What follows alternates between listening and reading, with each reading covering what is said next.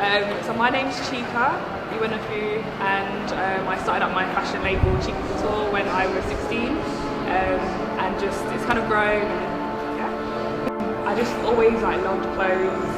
I've literally spent all my money on clothes, and my mum was just like, no more. So she took away all the money she was giving me, and I was like, so what am I gonna do? I just decided to start up my own thing, make my own clothes and stuff, and that's how it kind of was born. It kind of all started off with me printing t-shirts for friends at school.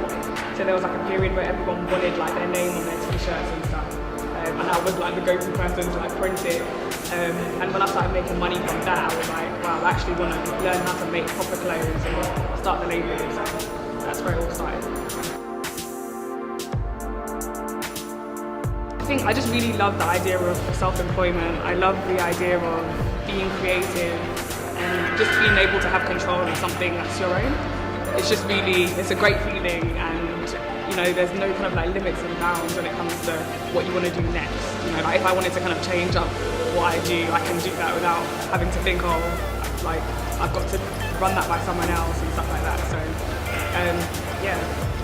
Involves a lot of making, so if I'm kind of contacted to make something for someone, we have to do the initial fitting and stuff, make sure their measurements are right, and then just really discuss the design ideas, what they want made, and once they're happy with it, then I kind of go ahead and make the garment. But apart from that, there's the whole kind of business side of it as well.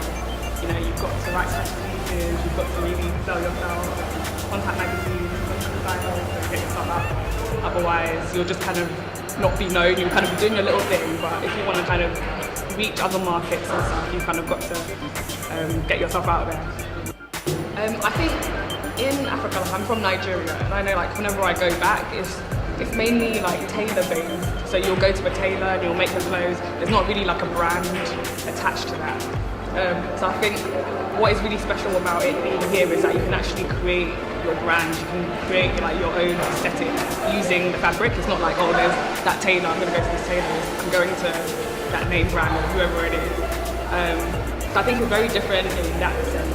We kind of attach other things to the business apart from just literally making the clothes. There's a lot more involved, in terms of dressing people, dressing celebrities and all of that. I feel people in the UK and American markets have more access to those kinds of promotions and stuff like that. But to be honest, the creativity and artisans in Africa are amazing. You see some of their things and you're they would be absolutely huge if they kind of came over here.